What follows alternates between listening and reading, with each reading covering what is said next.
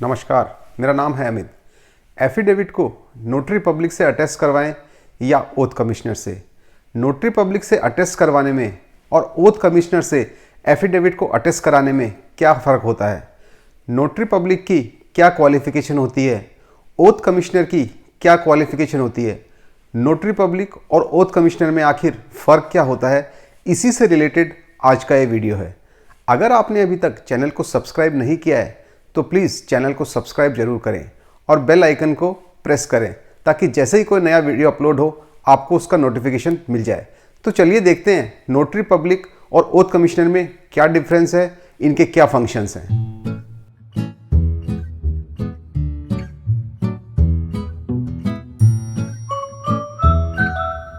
Notary public होता कौन है? नोटरी पब्लिक को डॉक्यूमेंट के अटेस्टेशन के लिए अपॉइंट किया जाता है। इनका अपॉइंटमेंट नोटरीज एक्ट के प्रावधानों के अनुसार किया जाता है। नोटरी पब्लिक को केंद्र सरकार और राज्य सरकार दोनों ही अपॉइंट कर सकती है। केंद्र सरकार नोटरी पब्लिक को पूरे देश के लिए या देश के किसी एक निश्चित भूभाग के लिए अपॉइंट कर सकती है, जबकि राज्य सरकार उस राज्य के लिए या राज्य के किसी भाग के लिए उसे अपॉइंट कर सकती है।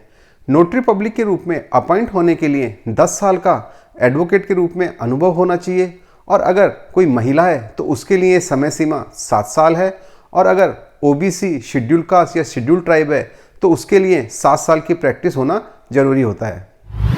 नोटरी पब्लिक का फंक्शन क्या होता है?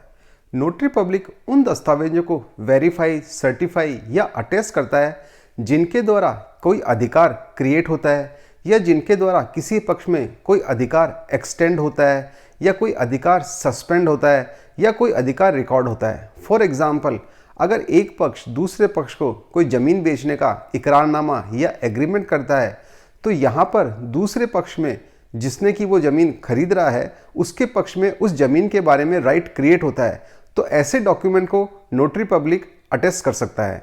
इसी प्रकार नोटरी पब्लिक एफिडेविट को भी अटेस्ट कर सकता है, और एक लैंग्वेज से दूसरी लैंग्वेज में जो ट्रांसलेशन होते हैं उन ट्रांसलेशंस को भी नोटरी पब्लिक अटेस्ट कर सकता है। अब हम देखते हैं कि ओथ कमिश्नर कौन होता है और इसका अपॉइंटमेंट कैसे होता है। ओथ कमिश्नर का अपॉइंटमेंट हाई कोर्ट के रजिस्ट्रार द्वारा किया जाता है। ओथ कमिश्नर का फंक्शन ये होता है कि वो एफिडेविट को अटेस्ट करता है। सपोज मुझे एक एफिडेविट अटेस्ट करवाना है तो मैं इसका अटेस्टेशन नोटरी पब्लिक से करवाऊं या ओथ कमिश्नर से। तो देखिए, अगर उस एफिडेविट को कोर्ट प्रोसीडिंग्स के रूप में फाइल करना है, यानी कि कोर्ट प्रोसीडिंग में उस एफिडेविट को पेश करना है, तो उसका अटेस्टेशन ओथ कमिश्नर से करवाया जाता है। और अगर उस एफिडेविट को कोर्ट के अलावा किसी और अथॉरिटी के सामने फाइल करना है तो वहाँ पर उसका अटेस्टेशन नोटरी पब्लिक से करवाया जाता है। फॉर एग्जाम्पल, अगर मुझे बिजली के कनेक्शन के लिए फाइल लेनी है, बिजली का कनेक्शन लेना है और उसमें मुझे कोई एफिडेविट लगाना है, तो वहाँ पर उस एफिडेविट को मुझे नोटरी पब्लिक से अटेस्ट करवाना होगा।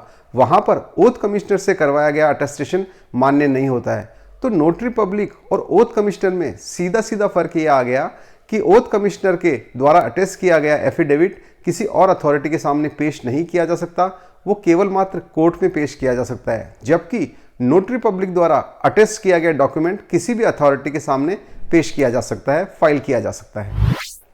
अब मन में ये प्रश्न भी उठता है, जब नोटरी पब्लिक से अटेस्ट करा के कोर्ट में फाइल किया जा सकता है तो फिर ओथ कमिश्नर से डॉक्यूमेंट को अटेस्ट क्यों करवाया जाए?